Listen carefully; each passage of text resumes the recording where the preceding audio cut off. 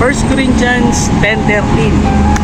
Wala pang pagsubok na dumating sa inyo na hindi dinanas ng lahat ng tao. Tapat ang Diyos at hindi niya paintulot na kayo subukin ng higit sa inyong makaya. Sa halin, pagdating ng pagsubok, bibigyan niya kayo ng lakas upang mapagtagumpayan. Tanda mo kapatid, ang ating Diyos ay tapat. Ang ating Diyos ay nagmamalasakit sa iyo na kung saan sa kabila ng mga pagsubok mo, makakaya mo yan sapagkat tutulungan ka ng ating Diyos. At hindi niya paintulot na hindi mo kaya. Kakayanin mo yan kapatid. Manampalataya ka sa Kanya at ang pagsubok mo ay mapagtatagumpayan mo kapatid. Ulitin ko ulit, 1 Corinthians 10:13, wala pang pagsubok na dumating sa inyo na hindi dinanas ng lahat ng tao. Tapat ang Diyos at hindi niya ipaintulot na kayo subukin ng higit sa inyo mga kaisalin.